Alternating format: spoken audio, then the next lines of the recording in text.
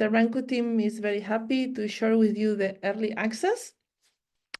And I will focus entirely this presentation on Renku 2.0 and the usage for teaching. As you are aware, setting compute environments for teaching may be challenging. You need to ensure that all the students have the same setting up in their computer. Many times you face situations where you don't have enough resources for your students. And it's also hard to manage the students' work when they submit a task to be able to reproduce what they have done. So many times you waste a lot of time, you feel frustration in your students and also disappointment. So Renku focuses on solving these issues behind the scenes so you can focus on the fun parts of teaching. Once you set up your Renku project or Renku environment, students do not need to worry about the installation of specific software or the dependencies. You can do it once for them and they access the environments through the browser. You can take advantage of flexible and efficient compute infrastructure according to your needs. And last but not least, you can create project teams for your students. They can grant you access to their work, and you can also manage data to be shared with them centrally. The overview of the webinar is as follows. First, we will do a short introduction into Renku 2.0 and the most important features. Then we will focus on how to create educational content through Renku. We will also share some student project management setups that you may use. Last but not least, we received many questions regarding which are the best practices for setting up your course in Renku 2.0. We will give you here a hint on how we think you may take the most of Renku 2.0, giving the setup of your course. And last but not least, I have reserved some time for Q&A. So as you know, Renku is an open source platform where we aim to connect data, code, and compute. So the final idea is that we can share these resources, we can trace back where this work has been done, and users can also explore others' projects. So given all these features, it creates a unique environment for setting up course environments with your students. As we said, I will focus this later, we have code integrations, code repository platforms integrations. We have integrations with data repositories and data storage.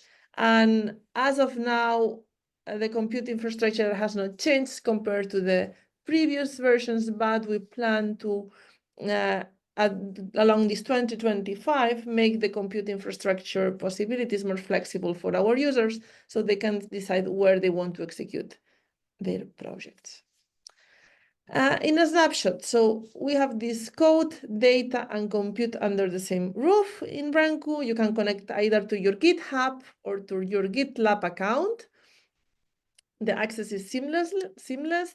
You can also access your data that you have in the cloud with your cloud provider. We will go deeper into this topic later. You can have flexible compute sessions and customize it for your students. And last but not least, everything around Renku is around collaboration and sharing these resources. A bit what I have mentioned before and giving also some hints, insights. GitLab and GitHub integration is already there. Environment management, you can bring even your own Docker image. So you are not anymore restricted to having Docker images that are compliant with Renku. Now you can freely bring in your Docker image. The only requirement until now is that these Docker images need to be public. We allow interactive sessions through the browser. The connection of your IDE to your interactive session as of now is not possible in Renku 2.0. It is in our roadmap for 2025. And as I mentioned before, the cloud storage integration is already there. We have already tested and validated the connections that you can see on the screen. So basically blob storage, S3 buckets, Polybox, which is mostly for ETH domain, and also switch drive, which is Swiss domain. These are the cloud storage that have been validated, and we provide also documentation on how to leverage them for the courses. How do we compare it with other platforms that are available for teaching? So we know we have code spaces. There is Google Colab, Binder, Posit provided by R, and Jupyter Hub. This Jupyter Hub is mostly for the ETH domain, and we compare in terms of features what Renku provides compared to other solutions. Basically, the value or the value comes the most from the combination of these three features that I have mentioned before: the flexible compute resources and environment management, the code version control, and the integrated cloud storage. And also, of course, by default, any user can use for free up to 2 CPUs, 8 GB of RAM, and 128 GB of disk. Good. So just for you to know, this presentation will be, I will share the link to the presentation at the end of the link, and whenever I do the publication of this video, you will also have the link to where the slides are shared. So this slide is basically for sharing with you where we have documented the current Renku 2.0, also where we publish our roadmap openly, and where we also present and disclose our community events. There you can also register to our newsletter. It's the Renku community portal, and I will have along the presentation, I will provide you several links in this presentation that directly are connected to our community portal where the documentation of the different topics is given. So let me start with a tour in Renku 2.0. And the idea there through the tour is that I familiarize you with the basic concepts, and we are all on the same on top of the same terminology. As I said, the Renku 2.0 reference guide in our community portal defines each of these terms. The idea here is that I can share these terms with you live, and and will be easier for you to understand. So this is the landing page of Renku 2.0 of Renku, sorry. And as you can see the banner for 2.0 early access on the top. You can log in. As we said, we have these three main options that you decide: EduID, GitHub, and ORCID. We do not support anymore creating new accounts with your own emails, so you need to provide any of these. In case you we have also documentation on how to do the logging in. So basically, once you log in, by default, it directs you to our legacy Renku. So the Renku that you all of you know until now. So you can click on try it now, and basically you can go to your dashboard. So this is the dashboard of Renku 2.0, where you can really see what are the sessions that are currently running, what are your projects, and which are your groups. Let me go to a more simplified. This is another user that I have. So this is a more empty 2.0. So for those who have not yet worked with 2.0, it will look probably like this. So basically you have here your user ID or your link. You have the groups you belong to, you have sessions that are running, and the projects that are part of you. Just for you to know, if you link into your ID, you go to your personal page. And each of the users within Renku 2.0 have their own personal pages where you can see the projects, the public projects of other users. If you log in, if you access other person's page, you can see the public projects and the public data of other users. And if it's your own account, you can see all your projects and all your data connectors associated to your account.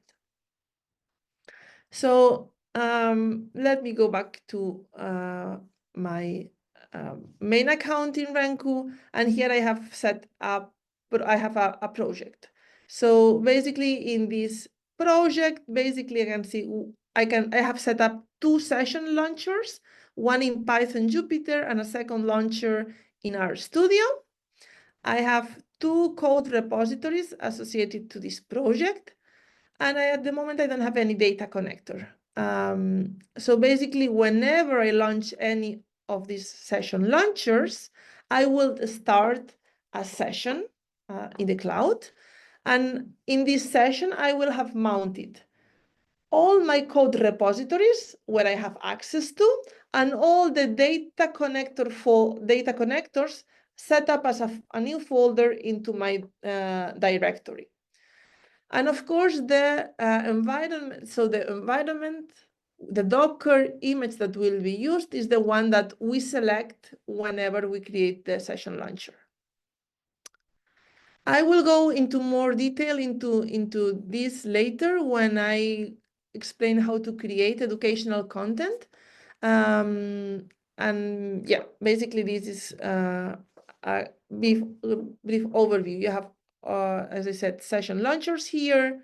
You have your data connectors, code repositories, and you also have settings for your project where you can change the description, or you can change the visibility of your project, and even you can change not the we call it the owner, so you can assign it either to yourself as a user or to a group you belong to as an editor or as an owner of on your site.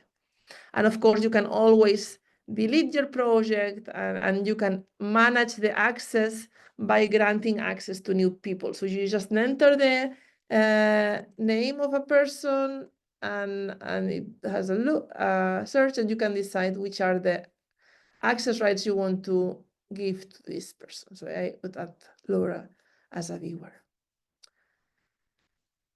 Good. This is the very brief overview of most used terms.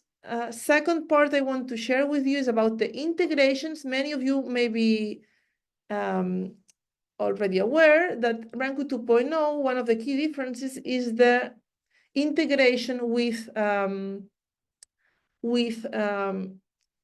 other Git repositories. Before, we had our own GitLab instance, and still Renku 2.0 can directly access any GitLab project hosted on legacy Renku. However, if you have any other Git repository you want to access, in this case, for example, GitHub, you need to go to the integrations page. So on the top right-hand side, click on integrations, and there you will see which are the options that are currently available.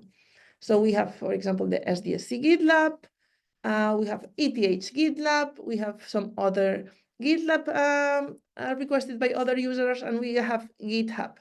So you basically need to click on connect and follow the steps that you will be requested. And after that, you will be able to push and pull to the integrations that you have provided. In case you need for your institution or educational or your group, you need an integration that is not provided here, please do not hesitate to contact me, and I will, and the team will grant or will set up this integration with other GitLab or GitHub instances that you may have for your institution. Good. So this was a very basic tour into the Renku setup. Again, here you have both the how-to guide and the screenshot on how to do the integration with other resources. Let's go to the second part of the presentation today, that is about creating educational content. So as you know, everything pivots within Renku around projects, and we have seen before an example of a project. So the idea for you to create educational content is to create a project around the courses that you are providing.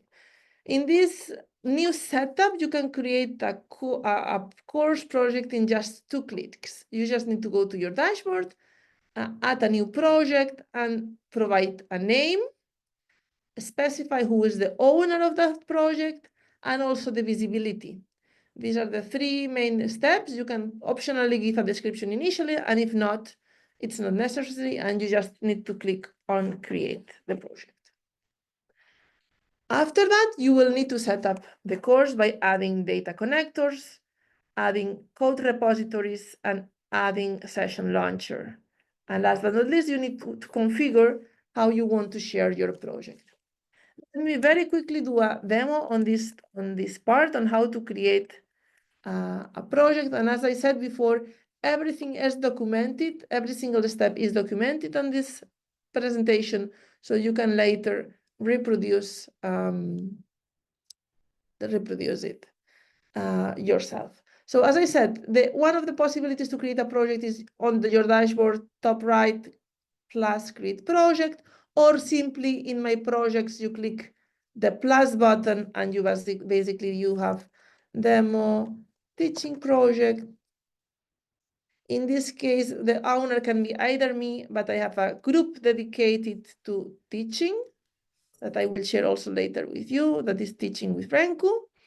And of course, in my case, I want to make it public. For your courses, you may decide to go with private.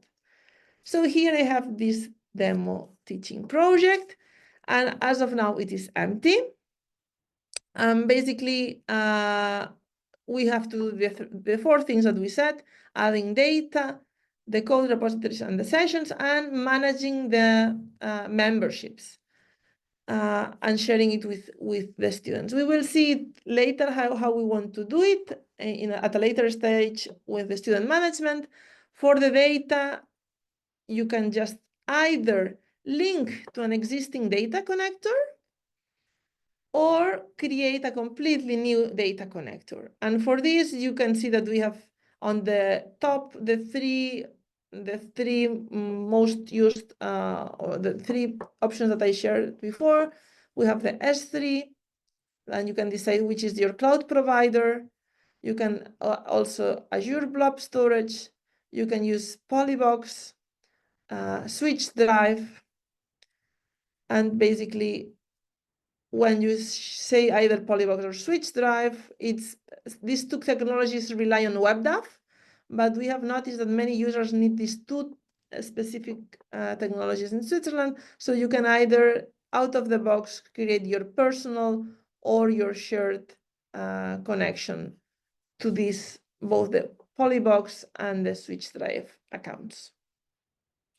I will not go into the details on how to set them up. As I said here, we can, in the presentation, we can click on the link that I provide, and here you can see on our Notion, on our community portal, step by step what you need to do on the cloud provider side and on your side.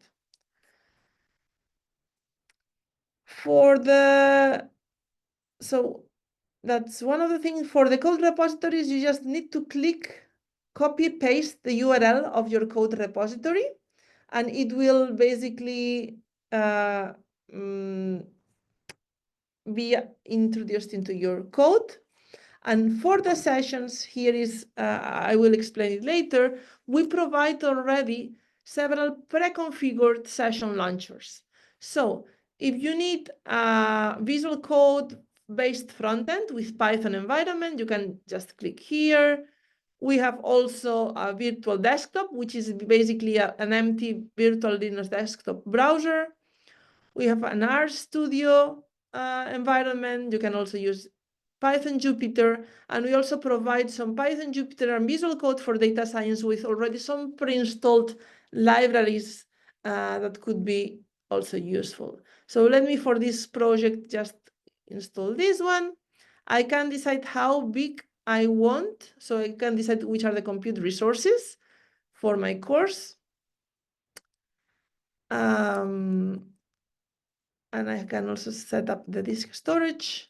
And basically, I have a session in my project.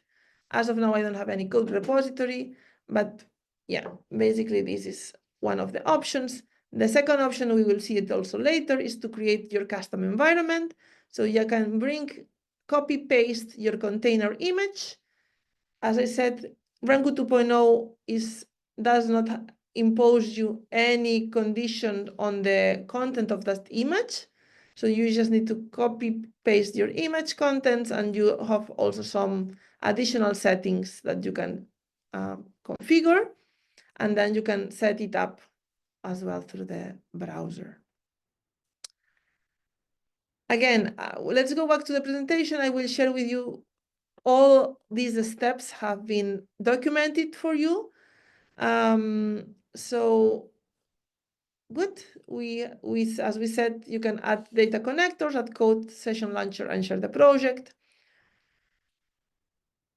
How to add the data connectors? Basically, our recommendation for the courses, or one of the possibilities, that you add all the data that you need for your course in a public folder that you can protect also with a password, and add it to the course, and then share the project and share the project with your students, who will automatically have access to that public folder if you don't have any password. And if you want to protect additionally with a password your public folder, you will need to share with your students the password. So when they connect to the project, they need to provide that password. The good thing is that Renku already has password management or secret management, so you can decide if you want to save that secret in your account, and you don't need to repeat providing that password. It will be stored for you in your account, that password. So as we said, you need to add them, and you can add resources that can automatically be mounted. So these data sources will be mounted in a folder in your project session. And last but not least, you can reuse data connectors across different projects. So this is a new feature for Renku 2.0. Warning here, access to cloud storage is managed on the cloud service provider. So we do not manage access in Renku. It's you who decides how you want to set it up, your cloud storage settings, and you decide who can access specific folders. Everything is managed through the cloud service provider, not through Renku. Yeah. Second part here that I want to mention is the computational environment. As I said, you can bring your own Docker image. You can use one of the predefined environments that we share with you. And there, as of now, you need to install in your session, you need to install which are the requirements. In our early access version, we still do not manage dependencies for you as we did in the legacy. However, in our launch that will be in April, let's say in the upcoming months for spring, in our launch of Renku 2.0, this will be done the same way as it is in our legacy Renku. So we will have a CI pipeline on top of the Docker images. So any packages that you install and save in your sessions will be available after you restart the session. This feature will be only available in spring, as I said. However, we also have documented how you can install the packages in your session if they are not available by default in the Docker image. Again, as I said, we can go to the documentation that we have in our community portal, and basically it has a warning, does not yet provide custom dependencies, and you need to install these dependencies every time you launch, unless these dependencies are embedded in the Docker image that you provide. And here we explain them how to manage it for Renku, for Python, R, and Conda. Good. As I said, it's important, and specifically for courses where they are very mindful of the compute resources, it is important to set up which is the default compute resource class. So you need to decide how big should be the resource class for your course. This will be the default one. Still, the students may be able to change them, the settings.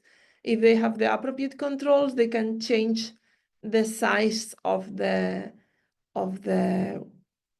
session that will be launched.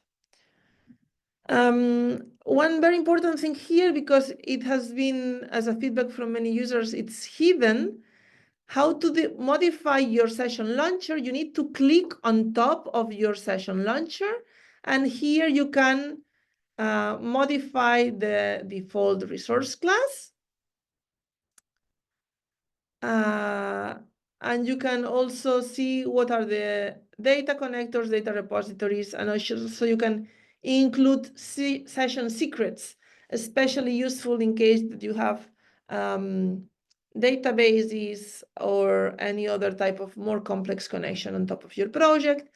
And of course, you can delete the session launcher. It warns you that if you delete the session launcher, in this case, since I have a running session, it warns me that I will have an orphan session running there. So yeah, so if I am running a session, in this case, I'm not running. So we need to be cautious whenever we delete it. That's why it's a bit hidden, but it's more for being meaningful, not deleting without being aware a session launcher that can cause losing the work that you have in your session. Good. Yeah, so if the default, so these are the default available compute resources, up to 2 CPUs, 8 gigabytes of RAM, and 10 gigs of disk. In case you need more memory, more CPUs, or even if you're interested into having GPUs for your course, reach out to us and we can set up and we can explain to you how what are the conditions for creating a dedicated compute class for your course. And we are happy also to change the default cooling times. I will explain later, or here, I will explain in the next session, and the next slide, what are these two things, or the times for pausing your session and shutting down your session. So the default resource pool has 2 hours for pausing your session. If you don't pause it actively and you have 2 hours of inactivity in a running session, then your session is paused. This means that anything that is on the disk of that session is stored, not the memory, but anything that you have on your working directory is still preserved.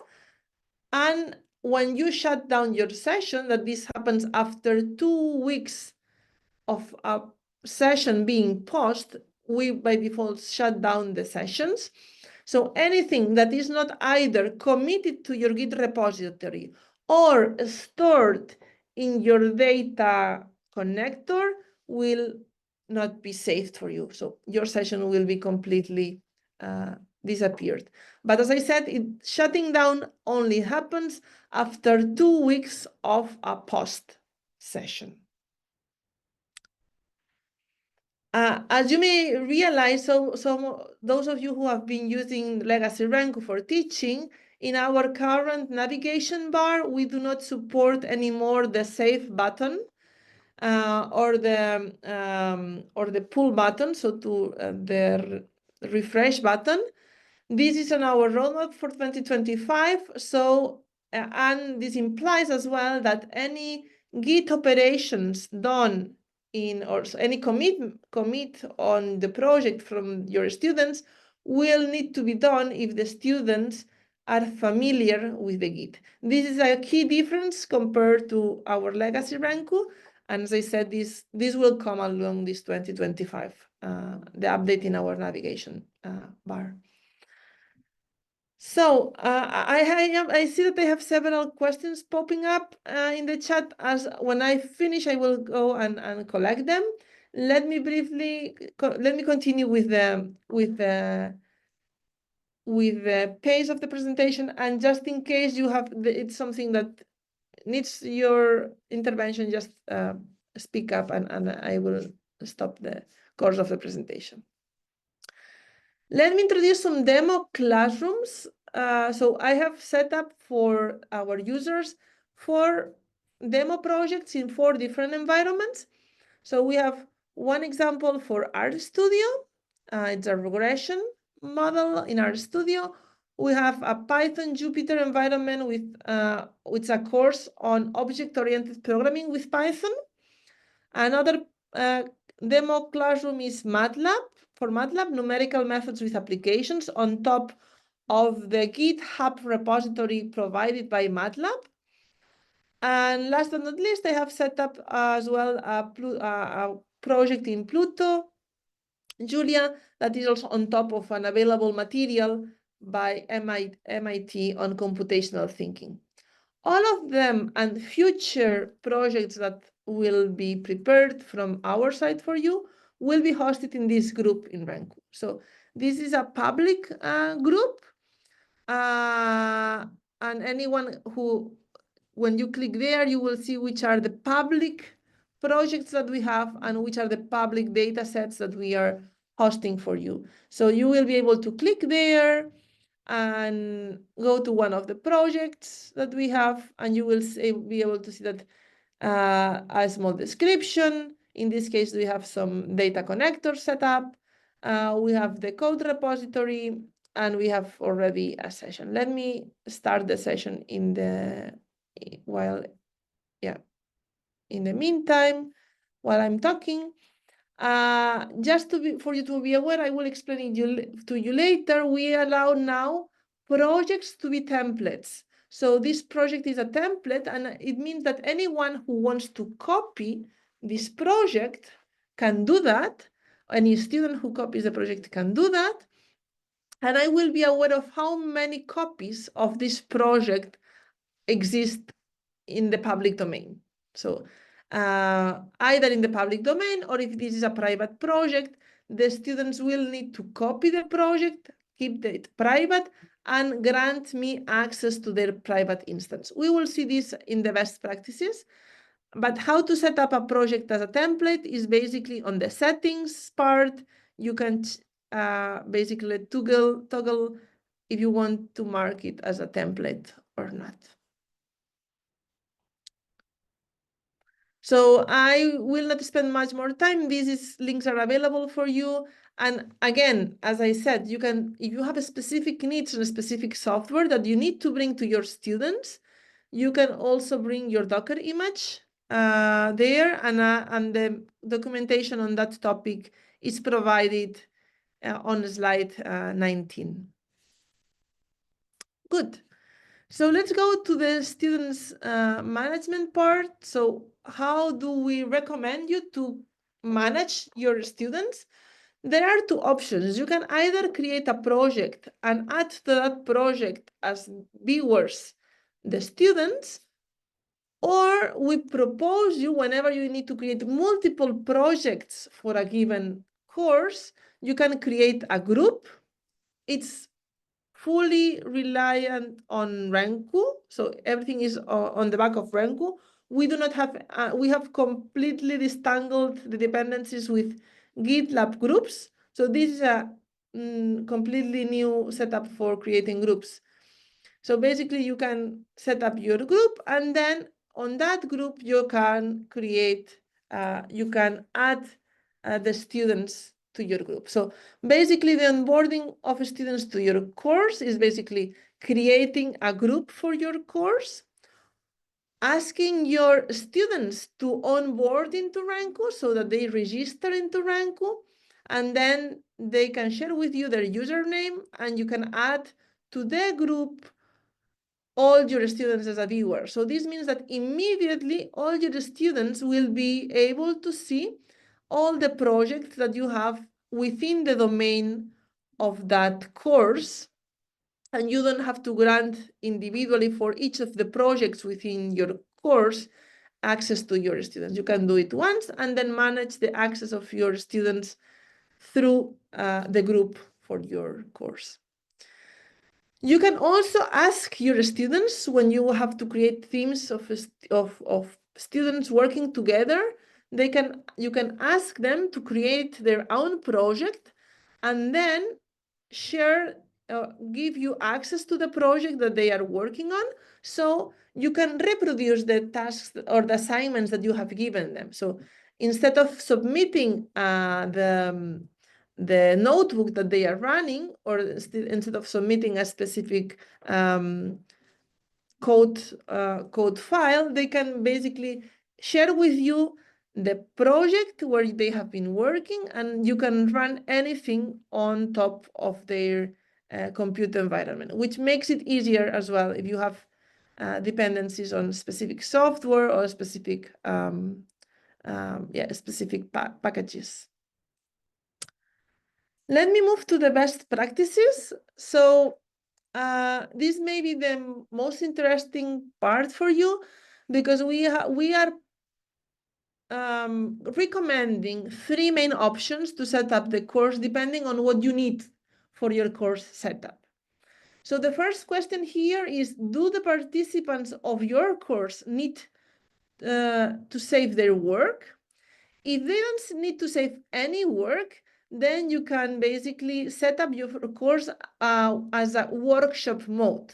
So participants simply start the sessions on the Renku's project that you provide to them, but they don't need to save anything. So they interact with the notebooks, they interact with the data, they run anything that you provide to them, but they don't need to save specific work. The second part is, okay, do they need to save work? So if they need to save their work, then we have a second question. If your participants are comfortable using the grid and the git branches and the git commands, if they are comfortable, then we propose you to go through the git mode. So you have, you grant access to all the participants in a single project, and you create a shared repo, and each of your participants of your course work via Git branches. Of course, you need to protect the main branch, so no one commits to your main branch, but then all the participants could be working via Git. We know that this may not be the most common situation in many courses at higher education, and that's why we provide the template mode. So basically, participants create their own copies of a course template project. And as I said here, I have the tutorial. We have a tutorial on our community portal, and you can go step by step, see how to set up your course if you want a workshop mode, or if you need a Git mode, or if you want the template mode. I will focus the rest of the presentation on the template mode. So basically, what I will do here is I will have a project that is a public project that is set as a template. So here I will set it as a template, and then when I set it as a template, me, that I am the project owner, I am the lecturer of this course, I see that this project is a template and there are zero copies visible to me. So when that's my instructor's view. When I am a student, whenever I go to this project, I have this message. I have the message that, hey, this project is a template. If you want to work with this project, first make a copy. So just by clicking on copying on the copy button, I create my own copy. I need, of course, to decide both the name of my copy and the visibility of my copy. But as a student, I can see that where this project is copied from. Again, in this copy, I can grant access to my colleagues. So if I want to work with some other students in this project, I have the same permissions. I can grant access to other team members so that we can work collaboratively on top of this project. If I go back to the original copy of the teacher, I will see this message. You already have a copy created for this template, and then it will avoid you creating two copies of the same project. You can go basically to your copy and work on top of your copy. Yeah, since we are a bit, I want to give time for questions and answers. Let me go to the last part of the presentation, that is for explaining about how to get more compute resources and how to support the platform. So in case that you need more resources for yourself or the group, your group, or for the course, we provide flat and transparent pricing. We pass down basically all the infrastructure rate savings that we get as well from our infrastructure provider. And on the other hand side, it helps us cost recovering the platform and sustaining the platform. As you can see, the cost structure is quite simple. We have about 4 francs per user per month, so per student per month on the of fixed cost, and 10 months on the platform cost. And then we have on top of that the resource cost. So basically, for a course of 50 students with 1 CPU and 4 gigabytes, if we need to create a dedicated resource pool, it's about 15 francs per student per month. A franc is a bit less than a euro for those who are not, for you to be aware. And again, this is a bit for considering the cost recovery and the maintenance of the platform, how we set it up. You can see that most of the cost in this case goes for the infrastructure rather than for the resource. Good. Then, very important, and we ask you to register your course through the JOT form. It allows us to adequately manage on our side the outage of the platform when we plan to do the upgradings or the maintenance, and also allows the admin and the operations team to be aware and to be on top of these activities happening and that are scheduled, so that we avoid any outage and we can address any problems that may arise during the running of the course. And last but not least, how to stay connected. We have, as I said, the Renku community portal. We have the link to the early access. Please register your course. We have an early access webinar on the 6th of February. And you can see other community events on our community portals. We have further documentation on our blog posts. Just let me go very quickly to the community portal. Basically, in the community portal, you can see here the community events. We have scheduled for February this early access webinar, and for the end of February, a pre-release demo. And also for you to be aware, we also here publish our roadmap coming in March and what is in progress. And yes, we also share with you how to contact us.